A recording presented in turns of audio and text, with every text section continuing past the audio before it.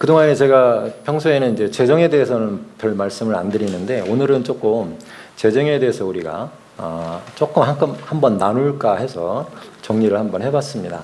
그래서 여러분도 한번 오늘은 재정에 대해서만 생각하는 그런 시간 또 예배가 되었으면 합니다. 제목이 좀 독특합니다. 주부에 보시면 가난한 사람에게 복음이 필요한 이유. 이 가난하고 복음하고 무슨 상관이길래 누가복음 4장 18절을 먼저 보겠습니다. 주의 성령이 내게 임하셨으니 이는 가난한 자에게 복음을 전하게 하시려고 내게 기름을 부으시고 나를 보내사 포로된 자에게 자유를 눈먼 자에게 다시 보게 함을 전파하며 눌린 자를 자유롭게 하고. 이 구절은 예수님께서 인용하신 구절입니다. 이사야서 61장 1절 말씀이 똑같이 나와 있는데 이사야 선지자가 예언한 내용을 예수님께서 인용을 하시면서 이 말씀이 오늘 여러분의 귀에 응하였다 이렇게 말씀하신 장면입니다. 그런데 여기서 보면 반대되는 내용들이 계속 나오죠. 포로된 자에게 자유를, 반대되는 개념입니다. 포로된 사람들은 감옥에 갇혀 있는 사람들이고 이 사람들은 조금 얼마나 자유를 갈망하겠습니까? 서로 반대되는 개념입니다. 그죠? 눈먼 사람은 얼마나 보고 싶겠어요, 세상에. 안 보이니까. 이게 반대되는 개념입니다. 균형을 맞추는 거죠. 눈먼 사람은 좀 보게 했으면 좋겠다. 또 좀, 포로된 사람은, 갇혀있는 사람은 좀 자유롭게 됐으면 좋겠다. 고통당한 사람은 좀 고통이 없어졌으면 좋겠다. 이게 형평을 조금 맞추는 거고, 또 하나는, 부족한 걸 메워주는 거고, 반대되는 개념입니다. 눌린 자를 자유롭게 하고. 예수님이 이 일을 하러 오셨는데 가장 먼저 뭐라고 말씀하시냐면 가난한 자에게 복음을 전하게 하시려고. 가난한 자는 이렇게 돈을 줘야지 먹을 거를 줘야지 왜 복음을 전하죠? 저는 이 구절을 읽을 때마다 이상했어요. 앞뒤가 안 맞는데 지금 다 반대되는 개념을 말씀하고 계시잖아요. 근데 그럼 가난한 거하고 복음을 전하는 거하고 반대 개념이란 뜻인데 이게 뭘지? 무슨 의미가 있지 여기에? 이게 어떻게 이게 말이 되지? 왜 가난한 자에게만 복음이 전해져야 되지? 부유한 자한테도 복음이 전해져야 되는 게 맞잖아요. 공정하신 하나님이시고 또 공의의 하나님이시기 때문에 부유한 자나 남녀노소 또 가난한 사람이나 재정이 풍부한 사람이나 그렇지 않은 사람이나 모두에게 주 예수 그리스도의 그 하나님의 복음이 이렇게 전해져야 되는 게 맞는데 특별하게 오늘은 가난한 자에게는 꼭 복음을 전하게 하시려고 이런 라고 말씀을 하세요. 예언도 그렇게 되어 있고 그래서 이걸 어떻게 해석해야 되나 이렇게 고민을 오늘 한번 해보는 시간입니다. 저도 했고요. 여러분도 한번 해보시기 바랍니다. 가난한 사람에게 그래서 심령이 가난한 사람인가? 근데 원어를 찾아보면 심령이 가난한 게 아니고요. 그냥 가난한 사람이에요. 더 푸어. 그러니까 재정적으로 가난한 사람에게는 반드시 복음이 전해지는 게 좋다라는 얘기입니다. 그럼 복음하고 반대되는 가난의 반대는 부요죠. 풍성함. 부자가 아니고 가난은 어떻게 보면 부자하고 이렇게 반대되는 개념이긴 하지만 성경적으로 보면 부요로 표현할 수 있습니다. 근데 이 복음하고 부요하고 일맥상통하다. 하나님을 믿는 것과 또 예수 그리스도를 받아들이고 영접하는 것이 정말 부요함의 첩경이다. 그래서 이 대비를 해놨구나. 이런 생각을 했습니다. 여러분도 거기에 대해서 어떤 사람이 막 굉장히 힘들게 노숙자 생활을 한다. 아니면 뭐 정말 너무 힘들게 재정적으로 어렵다. 그러면 그분에게 예수 믿지 않는다 그러면 복음을 전하는 게 1번이라는 뜻입니다. 그 사람한테 재정적으로 이렇게 도와주는 거나 또는 일시적으로 이렇게 돈을 조금 주는 것은 그분한테 큰 도움이 되지 않는다는 거예요. 근데 복음을 전하면 그 사람한테 왜 도움이 될까를 지금부터 생각해보는 시간입니다. 오늘 그 제목은 가난한 사람한테 정말 복음이 필요한 이유가 뭘까? 노숙자한테 복음이 필요하대요. 정말 재정적으로 없는 사람들한테 예수님이 반드시 필요하대요. 예수 믿지 않는 사람한테 가난이 겸해서 있다고 그러면 그것을 탈출하기에 가장 좋은 방법은 예수님을 전하는 거래요. 그 이유에 대해서 오늘 말씀드리려고 합니다. 성경 전체를 이렇게 쭉 보고 그 이유가 어디 있을까? 또 우리는 어떻게 이거를 바라봐야 되나? 재정에 대해서. 그것을 오늘 간단하게 나누고자 합니다. 그러면 구약에는 어떻게 나와 있나? 이스라엘 백성, 그러니까 하나님을 믿는 그런 이스라엘 백성들은 어떻게 성경에 되어 있나? 이런 것들을 살펴보고자 합니다. 이스라엘 백성들이 출애굽을 하고 광야에서 40년 동안 이렇게 고생을 하다가 가나안 땅에 들어가게 됩니다. 신명기라고 하는 이런 구약의 성경에 잘 나와 있습니다. 내 하나님 여호와를 기억하라. 첫 번째는 언약의 관계입니다. 언약. 이걸 약속을 하셨다는 거예요. 하나님 믿는 사람들에게, 구약이니까 아직 예수님 오시기 전이니까 하나님과의 언약의 관계에 있는 이스라엘 백성들이 이렇게 하나님께서 약속하셨대요. 여호와를 기억하라. 하나님을 기억하라. 그러면 내게 재물 얻을 능력을 주셨습니다. 그가 이같이 하심은 네 조상들에게 맹세하신 언약을 오늘과 같이 이루려 하심이니라 라고 말씀하고 계세요. 그러니까 구약의 이스라엘 백성들, 하나님을 믿는 사람들에게는 하나님께서 약속을 하셨어요. 재물 얻을 능력을 너희 안에 다 주겠다고. 이렇게. 우리는 이스라엘 백성이 아니고 유대인도 아니잖아요. 우리한테 해당되는 내용은 아니에요. 하지만 믿음의 자손들, 이스라엘 백성들이 누렸던 그런 언약들이 우리가 예수 그리스도를 믿는 순간 다 우리 거라고. 믿음의 자손. 그래서 실제적으로 이 말씀도 우리 거예요. 그래서 재물 얻을 능력이 우리 안에 있다. 이 말이 맞아요. 또 신명기 28장 8절에는 하나님께서 이스라엘 백성에게 너희들이 내 율법을 지키고 내가 하는 말들을 잘 지키면 이런 복들을 받을 거야 라고 신명기 28장에 쫙 나와 있어요. 그리고 이 말씀들을 안 지키고 율법에서 벗어나면 이러이러한 저주가 있을 거야 라고 쭉 또 말씀하고 계세요. 신명기 28장을 집에 가서 다시 한번 읽어보세요. 그러면 축복과 저주가 이렇게 나누어서 이렇게 딱 있어요. 그러니까 하나님 안에 하나님을 믿고 또 말씀 안에 있었을 때 받는 축복과 그렇지 않았을 때 오는 저주에 대해서 이렇게 딱 구분해서 나왔는데 8절에 여호와께서 명령하사 네 창고와 네 손으로 하는 모든 일에 복을 내리시고 네 하나님 여호와께서 내게 주시는 땅에서 내게 복을 주실 것이며 하나님의 말씀 안에 순종적으로 있었을 때 이런 일이 축복이 있을 거다. 네 창고, 이 재물이죠. 우리가 손으로 하는 모든 일, 우리가 형통이죠. 무슨 일을 하든지 복을 받는다. 재정적으로 큰 축복을 받는다는 뜻입니다. 네 하나님 여호와께서 내게 주시는 땅에서 내게 복을 주실 것이다. 이렇게 말씀하고 계시죠. 놀랍습니다.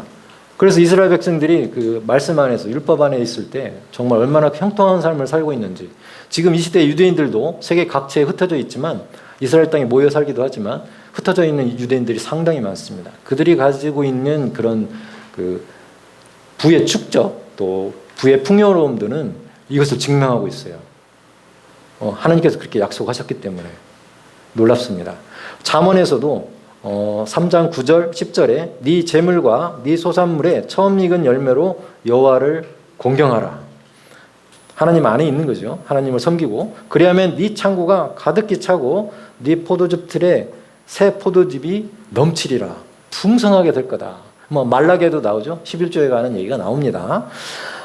잠언 10장 22절에도 여호와께서 주시는 복은 사람을 부하게 하고 근심을 겸하여 주지 아니하시느니라. 이 말씀을 조금 집중해서 보실 필요가 있습니다. 하나님께서 주시는 축복은 사람을 부하게 한다라고 말씀하고 계세요. 하나님께서 주시는 축복은 풍요로움입니다. 부요입니다. 가난이 아니에요. 하나님께서 원하시는 것은 생육하고 번성하는 거고 축복받고 커지는 거고 풍성해지는 거예요. 그런데 플러스 근심을 겸하여 주지 않는다라고 말씀하세요. 자기가 가진 재산 때문에 근심하지 않는다는 뜻입니다. 세상적인 방법으로 재산을 축적한 사람들은 재산이 근심이에요. 갑자기 로또에 당첨돼가지고 일확천금이 생겼어. 갑자기 하나님께서 주신 걸 수도 있지만 또 어떤 사람은 또 이상한 방법으로 돈을 이렇게 많이 모았어요. 그러면 근심이 많아져요. 이제 상속할 때 문제도 발생하고 쌈박질도 하고 돈을 이렇게 쓰면서 많은 문제를 일으킵니다. 세상적으로 얻는 부는 어떻게 보면 근심이 겸해서 있을 수 있어요. 가만히 생각해 보세요. 그런데 하나님께서 주신 축복, 아브라함에게 주신 축복, 야곱에게 주신 축복, 요셉에게 주신 그 놀라운 재정적 축복과 그런 많은 풍요로움들은 절대 근심을 겸하여 주지 않으셔요. 그러니까 걱정거리가 그렇게 따라다니지 않는다는 거예요. 그러니까 하나님께서 우리에게 어떤 풍요로움과 재정의 풍성함을 주셨다면, 하나님께서 주신 거라면 우리는 근심할 필요가 없다는 뜻입니다. 고민할 필요가 없다는 거예요. 그런데 이상한 데서, 세상적인 곳에서 왔다면 약간 근심할 수도 있어요. 그래서 하나님께서는 우리가 풍요로운 걸 원하시고 부요하신 걸 원하세요.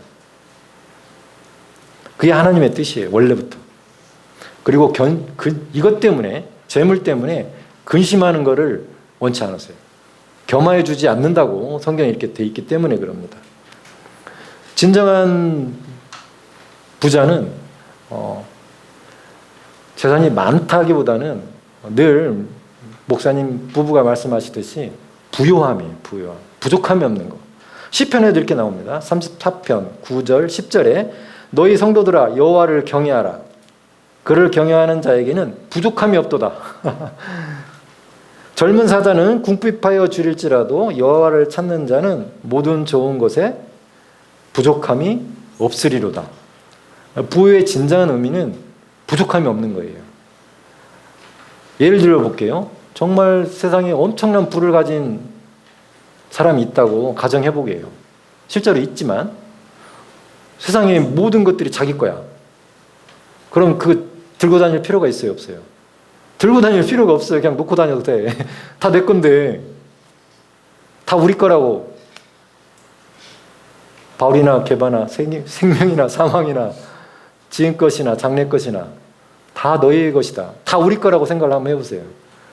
저기 있는 빌딩도 우리 거고, 저기 타고 다니는 차도 내 거고, 저기 은행에 있는 돈도 내 거다. 우리 거다. 그러면 이걸 막 들고 다닐 필요가 있어요? 무겁기만 하지.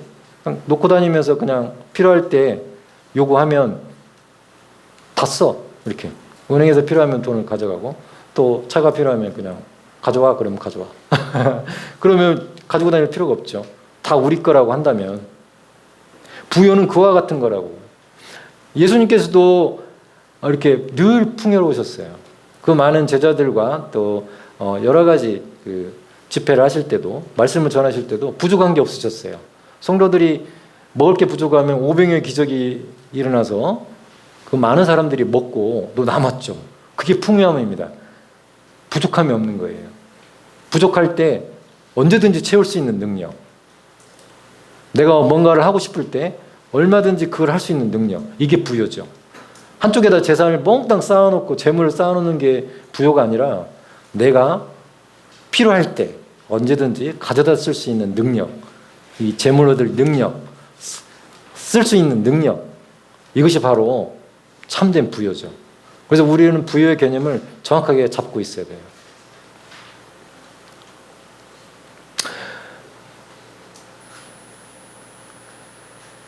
하나님께서도 창세기에 이렇게 딱 말씀해 놓으셨잖아요. 1장 28절. 너무나 잘 아는 말씀이지만 우리 다 같이 한번 읽어봐요. 하나님이 그들에게 복을 주시며 하나님이 그들에게 이르시되 생육하고 번성하여 땅에 충만하라. 땅을 정복하라. 바다의 물고기와 하늘의 새와 땅에 움직이는 모든 생물을 다스리라 하시니라. 세상에 있는 것을 창조하시고 다 우리의 사람들에게 주셨다고요. 다스리고 정복하고 그렇게 하라고. 생육하고 번성하라고. 근데 요즘 너무 출산율이 떨어졌어요. 지금 반대로 가고 있는 거예요. 하나님의 뜻에 반대로. 그래서 우리는 긴장해야 돼요. 긴장해야 돼요. 왜냐하면 출산율이 떨어지고 있는 건 생육하고 번성하는 거에 반대로 가는 거예요. 그런데 사람들이 그거에 대해서 생각이 별로 없어. 근데 저는 심각하게 생각해요. 뭐 산부인과 의사라서가 아니라 심각하게 생각해요. 이건 지금 하나님의 뜻하고 반대로 가는 거예요.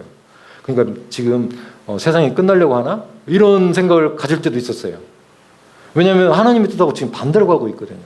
전쟁과 기근과 지진이 있고 막 싸우잖아요. 우크라이나도 싸우고 또 계속 싸우고 있잖아요. 이스라엘 전쟁하고 막 기운이 이상해 막. 근데 출산율도 떨어져. 희한하죠? 이건 우리나라뿐만 아니라 전 세계적으로 생기는 지금 현상이에요. 우리나라가 더 특히 심하죠. 이거 이상한 거예요. 하나님의 뜻에 약간 어긋나요. 하나님께서는 우리가 이렇게 풍요롭고 번성하고 땅을 다스리고 정복하고 다 우리에게 주셨다고. 이게 하나님의 뜻이에요. 근데 어떤 사람들은 막 예수 믿으면서도 우리는 검소해야 됩니다. 검소하는 건 좋은데 너무 이렇게 그래야 됩니다. 이렇게 얘기하는 거는 안 맞는다는 거죠. 하나님의 원래 뜻은 우리가 풍요로운 거예요. 우리가 부족함이 없이 부유하고 풍요롭게 사는 거예요. 그게 하나님의 뜻이고 아브라함도 그랬고 야곱도 그랬고 요셉도 그랬고 어디 그렇게 부족한 사람들이 아니었어요. 하나님의 축복이 늘 임했던 사람들이죠. 그리고 하나님과 함께하는 사람들은 이렇게 가난하지 않았어요. 우린 그걸 잘 생각해야 돼요. 하나님의 뜻도 그렇고 유대인들도 그렇고 하나님의 말씀 가운데 늘 살았던 유대인들도 아직 예수님을 모르지만 유대인들도 이렇게 늘 번성했어요. 그런데도 불구하고 그 사이에서도 가난한 사람도 있고 시대를 거슬러서 뭐 고대나 현대나 항상 가난한 사람이 있었어요. 이 가난한이라는 표현은 절대적인 게 아니에요. 상대적인 거예요. 잘 생각해 보세요. 조선시대에 있는 왕보다 우리가 얼마나 편한 생활을 하고 있는지 몰라요. 조선시대 왕은 맨날 걸어 다녀야 돼. 차가 없어. 근데 그 당시에서 우리를 바라보면 이 시대에 살고 있는 이 사람은 조선시대 왕보다 훨씬 더 풍요로운 삶을 누리고 있어요. 그런데도 불구하고 상대적 빈곤감을 느끼는 것을 가난이라고 생각을 해요. 그래서 고대나 지금이나 가난한 사람은 늘 있다고 주님이 말씀하셨어요. 가난한 사람은 항상 너희 곁에 있다고. 항상 있다고. 우리가 100년 후에 정말 과학이 더 발달하게 되면 뭐 상상을 초월하죠. 그런데도 불구하고 가난한 사람들은 있어요. 왜? 상대적 빈곤을 가난하다고 표현을 하기 때문에 그래요. 이 시대에 아무리 가난한 사람도 조선시대로 돌아갈래? 그러면 안 간대. 이 세상이 너무 좋아. 스마트폰 하나에만 해도 엄청난 그 정보와 좋은 것들이 너무 많아요. 너무 많아. 그래서 옛날로 돌아가려고 하지 않아요. 그래서 상대적 빈곤감을 느끼는 것을 가난이라고 표현을 하는 거예요. 그런데 어떻게 생각하느냐 차이죠. 어떻게 생각하느냐 차이입니다. 우리의 생각이 어떠냐라는 거예요. 두 번째 한번 살펴보겠습니다. 두 번째는 예수 그리스도가 오신 이후예요. 참 놀랍습니다. 지금까지 말씀드렸던 것은 구약의 유대인들과에 대해서 얘기한 거예요. 그런데 유대인들 중에도 잘 사는 사람도 있고 못 사는 사람들도 있고 그랬겠죠? 뭐 뻔합니다. 사람 사는 세상인데 가난한 사람도 있고 더 부자인 사람도 있고 재물이 더 있는 사람도 있고 없는 사람도 있었겠죠. 지금까지 우리는 늘 죄의 문제나 질병의 문제는 너무 많이 다뤄왔어요. 너무 많이 다뤄왔어요. 그런데 이렇게 죄와 질병에 대해서 많이 다뤄왔어요. 베드로전서 2장 24절은 너무나 잘 아는 말씀이에요. 다 같이 한번 또 읽어봅니다. 시작. 친히 나무에 달려 그 몸으로 우리 죄를 담당하셨으니 이는 우리로 죄에 대하여 죽고 의에 대하여 살게 하려 하심이라. 그가 채찍에 맞음으로 너희는 나음을 얻었나니. 율법의 저주가 딱 세 가지가 있는데 하나는 죄, 질병, 가난, 세 개예요. 딱 대표적으로. 두 개는 늘 우리 가운데 너무나 잘 알아요. 죄의 문제, 그 다음에 질병의 문제. 여기 나와 있죠? 죄를 담당하셨다고. 왜? 우리를 의를 주시려고. 의인이 되게 하려고. 죄인에서 의인 되게 하려고. 죄를 가져가시고 뭘 주셨다고요? 의를 주셨다고요. 예수님이 오셔서. 예수님이 하신 일이 그 일이에요. 두 번째, 그 다음에 이제 치유예요. 치유. 질병의 문제를 해결해야 되겠다. 사람들한테 가장 힘든 게 이 세 가지. 죄, 질병, 가난. 뭐 다른 것도 있겠지만 율법의 저주, 신명기 28장에 나와 있는 대표적인 율법의 저주, 사람들한테 내릴 수 있는, 하나님께서 이렇게 벌할 수 있는 가장 사람들한테 힘들게 하는 것, 죄의 문제, 질병의 문제, 이 가난의 문제, 이 율법의 저주라고 그러죠. 그래서 이 두 가지는 늘 우리 가운데 가까이 있었어요.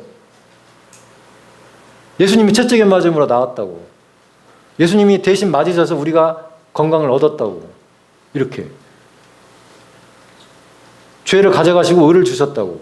질병을 가져가 우리 죄를 담당하셨듯이 우리의 질병을 담당하셨다고 우리를 낫게 하려고.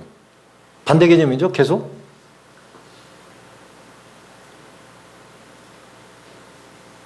세 번째, 오늘은 세 번째를 얘기하려고 하는 거예요.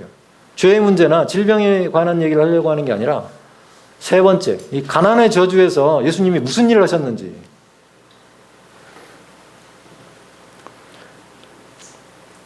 갈라디아서 3장 13절 말씀에는 그리스도께서 우리를 위하여 저주를 받으셨대요. 우리에게 뭘 주시려고? 더 좋은 걸 주시려고. 율법의 저주에서 우리를 속량하셨으니 기록된 바 나무에 달린 자마다 저주 아래 있는 자라 하였습니다. 여기서 율법의 저주에서 우리를 속량하셨다.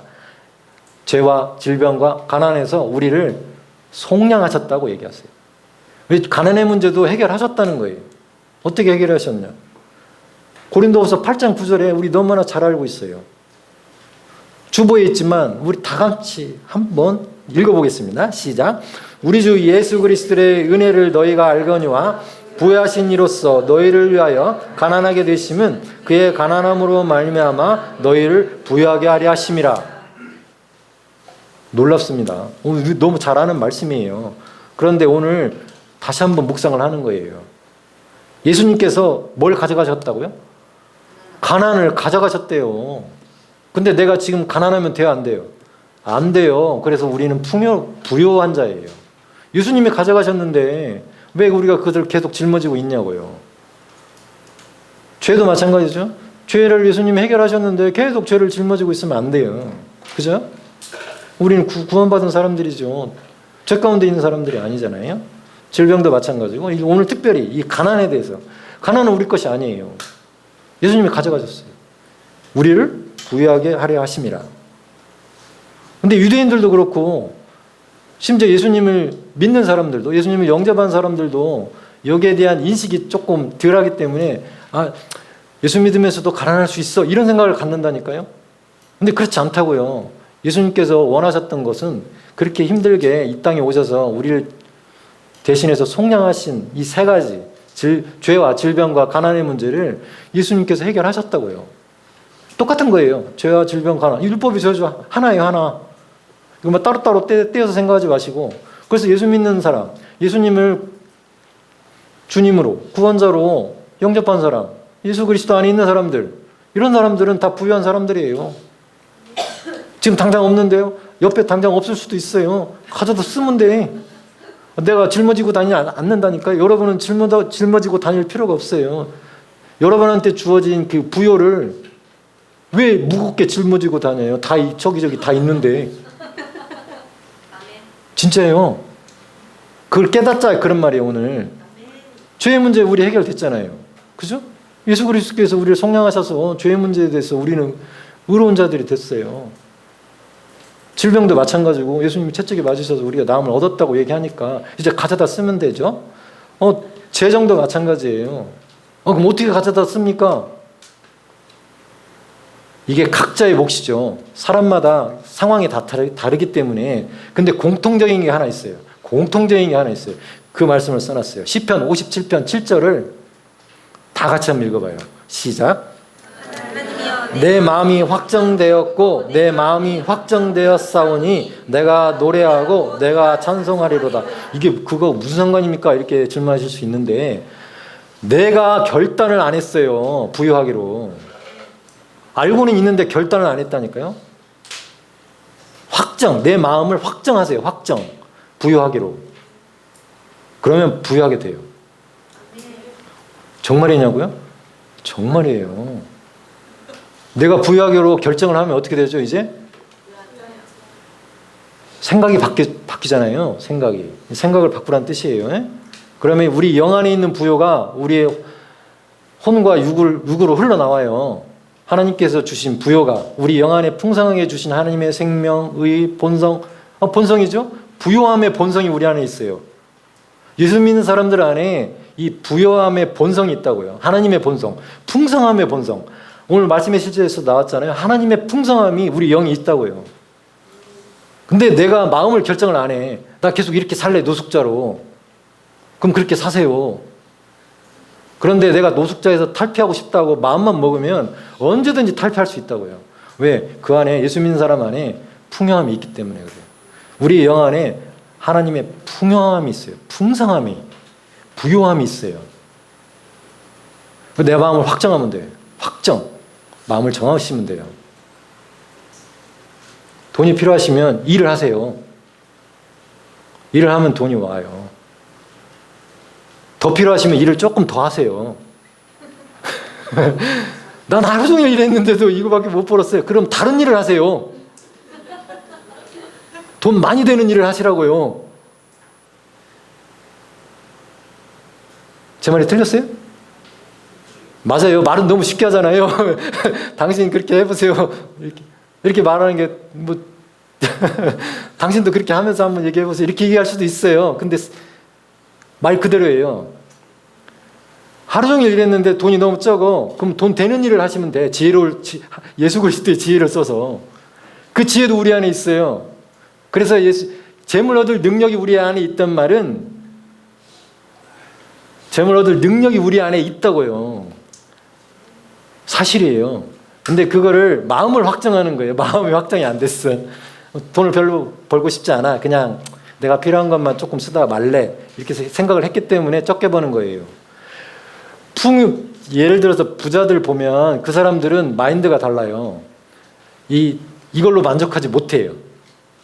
그래서 더 마음을 확정했어요. 더 벌기로. 나는 이만큼 벌기로. 확정을 했기 때문에 그 사람들은 만족할 줄 몰라. 채워질 때까지 계속 채우는 거예요. 우리가 좀 더 풍요롭고 조금 더 재정적으로 늘리고 싶다면 이 목표를 조금 높이세요. 그리고 조금 돈이 더 되는 일을 하세요. 지혜롭게. 사기를 치라는 뜻이 아니고 너무 걸 훔치라는 뜻이 아니에요. 그죠? 마음을 확정하시면 돼요. 마음을 확정하시면 우린 부요롭게 살 수 있어요. 원래 우리는 부요니까 그것을 가져다가 내 앞에 놓을 수 있다고요. 가져다 놓을 수 있어요. 천사들을 시키셔도 돼요. 천사들을 부리셔도 되고 또 우리가 가지고 있는 그런 것들을 주장하셔도 되고 또 선포하셔도 돼요. 그 포장마차나 이런 길거리에서 장사하시는 분들이 뭐 저렇게 벌면 얼마나 벌겠지 이렇게 얘기하시지만 절대 그렇지 않아요. 능력 있는 분들은 정말 많이 벌어요. 진짜예요. 제가 하고 싶은 세컨 잡이 뭐냐면 호떡 파는 거하고 죄송해요. 호떡 장사를 하고 싶어요.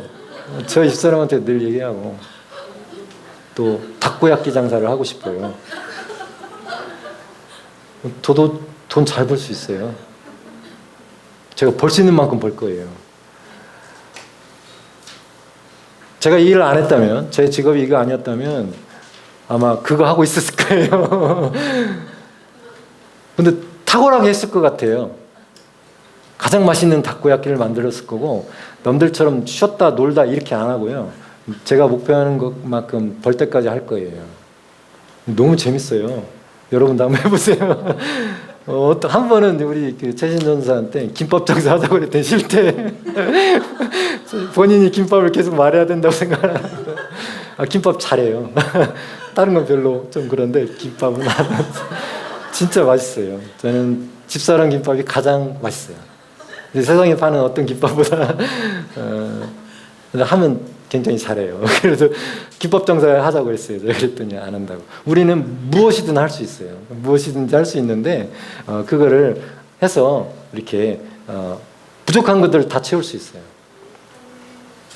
그래서 세 번째는 제목이 뭐라고 돼 있죠? 많이 심고 많이 거두자예요. 조금 벌어서 조금 쓸 수 있어요. 근데 많이 벌고 많이 심고 많이 먹을 수 있어요. 진짜로. 그러니까 조금 더 욕심을 내셔도 돼요. 필요하신 분들은 조금 더 욕심 내시고 필요 없는 분들은 조금만 욕심 내시고. 갈라디아서 6장 7절에는 이렇게 나오죠. 스스로 속이지 말라. 이게 속이지 말래요. 하나님은 업신여김을 받지 아니하시나니 사람이 무엇으로 심든지 그대로 거두리라. 팥 심은 데 팥나고 콩 심은 데 콩나요. 열심히 일하는 사람들은 열심히 모을 수밖에 없어요. 게으른 사람들은 안 되죠. 그래서 늦게까지 일하세요. 요즘 100세 시대니까요. 조금 은퇴하지 마시고 일을 끝까지 하세요. 할 수 있는 만큼, 육신이 허락하는 만큼 일하세요. 그게 가장 좋아요. 정신 건강에도 좋고 육신에도 좋고 또 풍요로워지고 무엇이든지 힘든지 그대로 거둔다고. 이제 신약으로 넘어왔어요. 예수님께서 우리를 부요하게 하시기 위해서 가난해지셨대요. 그래서 예수 믿는 사람들은 예외가 없어요. 유대인들은, 구약에 있는 사람들은 예외가 있을 수 있어요. 왜 그러냐면 자기가 노력해야 돼. 하나님께 공양해야 되고 율법 안에 있어야 되고 뭔가를 해야 돼, 자기가. 그래서 실패한 사람도 있고 성공한 사람도 있어요, 구약은. 하지만 신약은 실패한 사람이 없어요. 왜요? 자기가 할 수 있는 게 없어. 자기가 한 일이 없어. 누가 했다고요? 예수님이 하셨다고요. 잘 기억하세요. 잊지 마세요. 신약에서는 예수님이 오신 이후에 부요함은 실패하는 사람이 없다고요. 왜요? 예수님이 그 일을 속량해 놓으셨어요. 이 가난도 속량에 속해요. 속량. 죄만 속량하는 게 속량이 아니고 누구한테는 해당이 되고 누구한테는 해당이 안 되고 그런 게 아니고 모두에게 해당이 돼요. 속량은. 예수님이 어떤 사람은 어떤 사람을 위해서는 가난함으로 말미암아 너희를 부하게, 누구한테는 해당이 되고 누구한테는 해당이 안 되는 게 아니고 모든 사람에게. 왜? 우리가 한 일이 아니니까. 예수님이 한 일이시기 때문에 모든 사람에게 해당이 된다고요. 유대인하고 틀려요. 유대인들은 자기가 한 노력만큼 달라질 수 있어요. 말씀 안에 있는 사람들, 하나님에게 순종한 사람들은 복을 받았어요. 근데 하나님을 떠난 사람들, 조금 불순종한 사람들은 그렇게 됐어요. 근데 이 신약은 달라요. 예수님을 주님으로 모신 모든 사람은 이런 속량의 은혜 가운데 들어온 거예요. 그래서 죄의 문제, 질병의 문제, 가난의 문제가 없어졌다고요. 그래서 누구한테는 해당이 되고 누구한테는 해당이 안 되고 이런 게 아니라고요. 왜? 우리가 한 게 아니야. 예수님의 노고로, 예수님의 속량으로 우리가 부여하게 됐다, 그런 말이에요. 이걸 인식해야 돼, 인식이. 그래서 우리는 뭐든지 할 수 있고 무엇이든지 부여할 수 있다. 풍요로울 수 있다는 거예요. 그래서 어디서 들었죠? 우리가 늘 듣잖아요. 노숙자가 생각을 바꾸고 예수님을 영접하니까 제대로 된 집에서 살게 되고 계속 부유롭게 살았다고. 왜요? 예수 그리스도를 알게 되면 이렇게 가난하게 있을 수 없어요. 그건 게으른 거예요. 자기가 노력 안 한 거예요. 그건 게으른 거지 부유하지 않은 게 아니에요. 가난한 게 아니에요. 그래서 빌립보서 4장 19절도 나의 하나님이 그리스도 예수 안에서 영광 가운데 그 풍성한 대로 너희 모든 쓸 것을 채우시리라.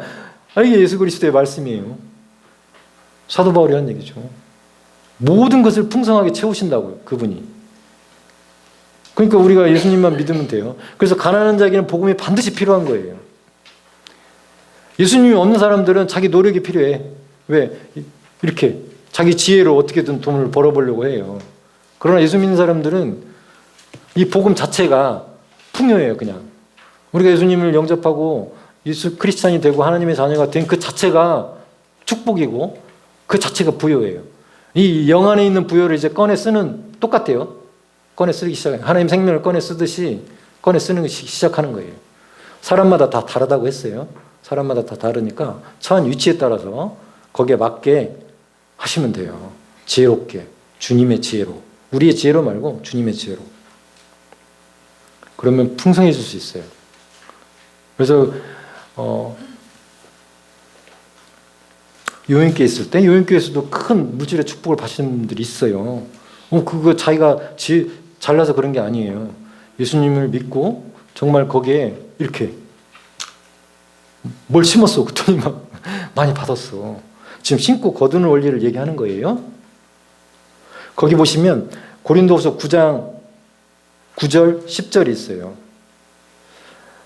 심는 자에게 9장 10절 보실게요. 심는 자에게, 우리 늘 고백기도 하잖아요. 헌금 고백기도. 심는 자에게 씨와 먹을 양식을 주시는 이가 너의 심을 것을 주사 풍성하게 하시고 너의 의의 열매를 더하게 하시리라. 심는 자에게 씨와 먹을 양식을 주신대요. 그런데 씨까지 먹으면 안 돼. 씨는 심어야 돼. 심어야죠. 먹을 것만 먹고. 근데 하나님께서 씨와 먹을 걸 주셨는데 씨까지 먹으면 안 되고 씨는 심고. 그래서 적게 거둔 자는 적게 심은 자는 적게 거두고 많이 심은 자는 많이 거둔다고.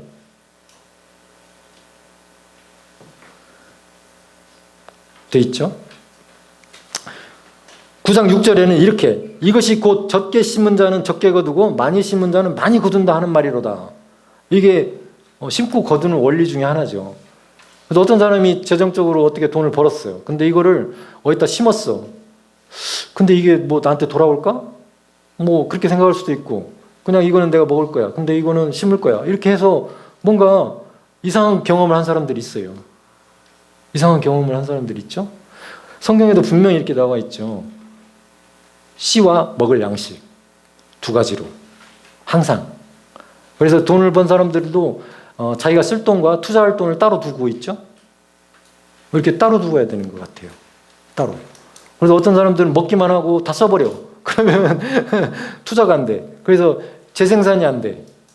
열매를 맺을 수가 없어. 근데 우리도 마찬가지죠.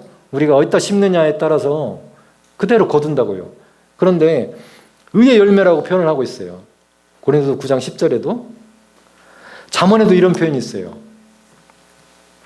11장 24절에 흩어 구제하여도 더욱 부하게 되는 일이 있나니 과도히 아껴도 가난하게 될 뿐이라. 자기가 벌어서 다른 사람한테 막 줬더니 더욱 부하게 됐대요. 그리고 어떤 사람은 과도하게 아꼈는데 계속 가난하게 됐대요. 이게 좀 이상한 원리죠? 이 원리를 성경에 있는 원리예요. 어떤 사람은 계속 심는다는 거죠. 기부를 하든 성경금을 하든 막 뭘 자꾸 심었는데 자꾸 더 부하게 돼. 이상한 원리죠. 그리고 너무 아꼈는데 자꾸 더 가난하게 됐다. 이런 표현이 있어요. 그런데 뭐라고 되어 있냐면 고린도서 9장 9절에 기록된 바 거기에 주보에 나와 있죠. 그가 흩어 가난한 자들에게 주었으니 그의 의가 영원토록 있느니라. 참 이런 말씀을 듣고 우리가 다시 한번 생각을 해야 돼요. 기록된 바 성경에 기록되어 있대요.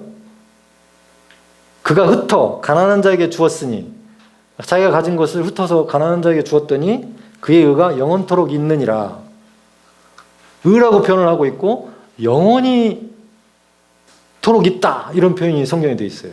어디에 기록되어 있는가 제가 찾아봤어요. 시편에 나와 있어요. 시편 120편 9절에 뭐라고 나와 있냐면 그가 재물을 흩어 빈궁한 자들에게 주었으니 그의 의가 영구히 있고. 이거 갑자기 의가 나와. 이게 재물하고 의가 뭔 상관이야. 그 뿔이 영광 중에 들리리로다. 이런 표현이 이렇게 시편에 있어요. 그러니까 우리가 가진 재물을 어디다 심었다.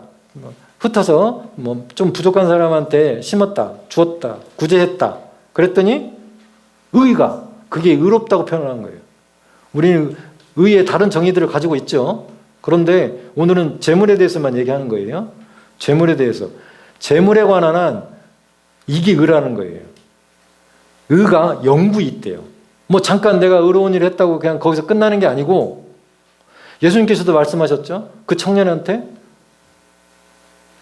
계명을 다 지켰니? 그랬더니 제가 다 지켰습니다. 그럼 네가 가진 것을 부자였다고 그러죠? 그 청년이 네가 가진 것을 가난한 사람에게 주고 나를 따르라 그랬더니 가버렸어.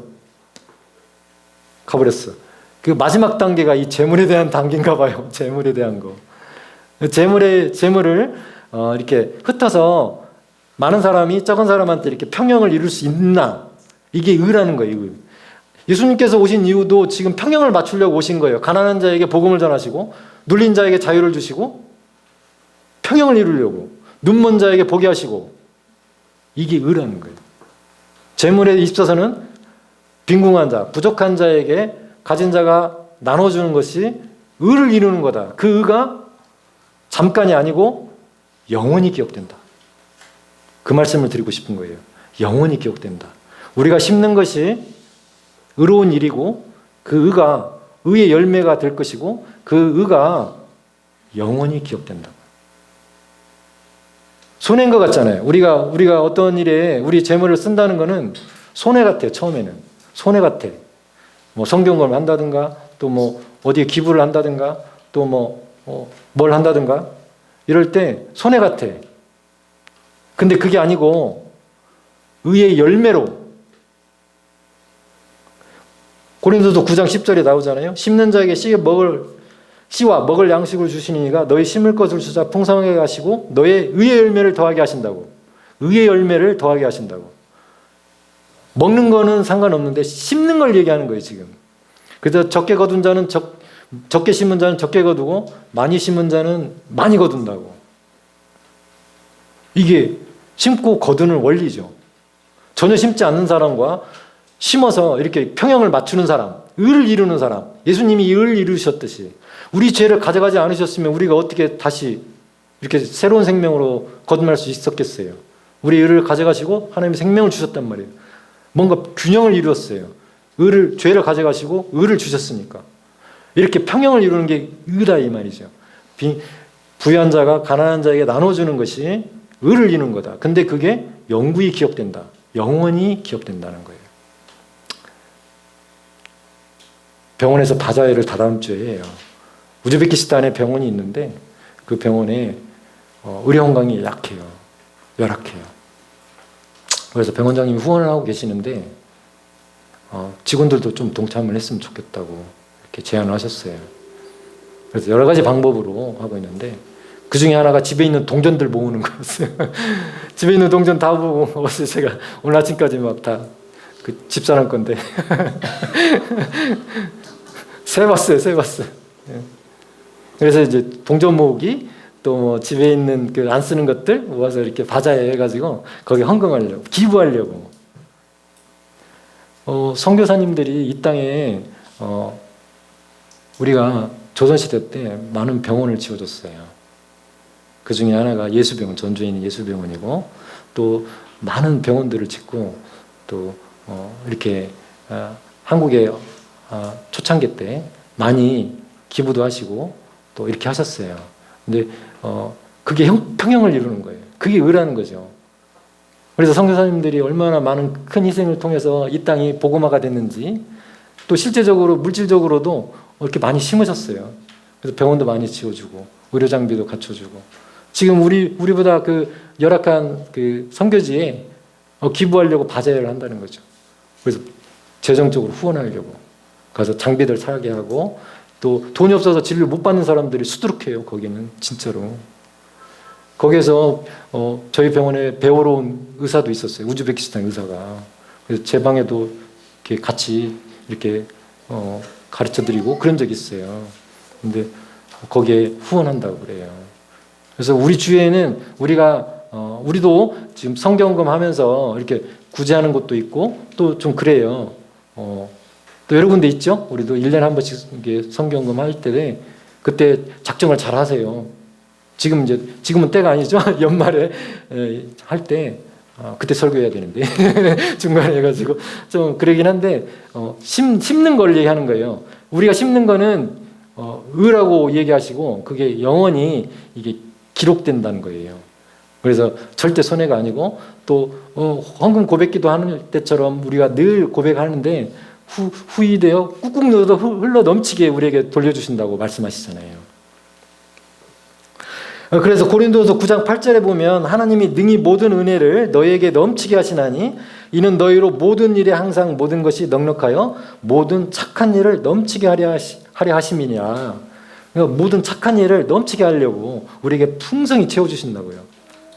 그래서 우리가 그리스도 안에서 성령 가운데 우리가 얻은 풍요들을 이렇게 착한 일에 쓰자. 착한 일에 심자라는 거죠. 그래서 시편 57편 2절에 내가 지존하신 하나님께 부르짖으며 곧 나를 위하여 모든 것을 이루시는 하나님께로다. 우리를 위해서, 나를 위해서 모든 것을 하나님께서 이루신대요. 그래서 너무 걱정할 필요가 없어요. 그래서 좀 심는 거나 또 이런 거에 대해서 너무 걱정할 필요 없어요. 우리가 원하는 것, 또 우리를 위해서 하나님께서 모든 것을 이루시려고 기다리고 계시다는 거죠. 그렇습니다. 우리는 정말 부유한 자이고 풍요로운 자예요. 예수님이 우리와 함께 하시잖아요.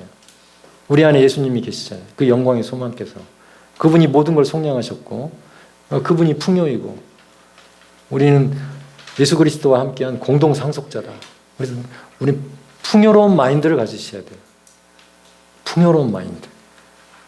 부요한 마인드. 이거를 꼭 기억하세요. 그러면 우리한테 필요한 것들이 우리를 따라다닐 것이고 또 우리 부족한 것들을 다 채워주실 거예요. 성령께서 다 채워주실 거예요. 오늘 여기까지입니다. 같이 기도하시겠습니다. 기도합니다. 하나님 아버지 감사합니다. 오늘은 정말 가난한 사람들에게 복음이 필요한 이유로 함께 나눴습니다. 예수 그리스도의 그 속량 사역 가운데 정말 풍요로움도 우리 안에 있음을, 우리 영 가운데 있음을 우리가 함께 나눴습니다. 주님께서 주신 이 풍요함을 또 심기를 원합니다. 우리가 먹는 것뿐만 아니라 이것들을 부족한 곳에 심을 때 의의 열매들이 우리들을 통해서 풍성하게 채워질 것이며 그것으로 말미암아 하나님께 영광이 될 것입니다. 하나님 아버지 감사합니다. 예수님의 이름으로 함께 기도합니다. 아멘.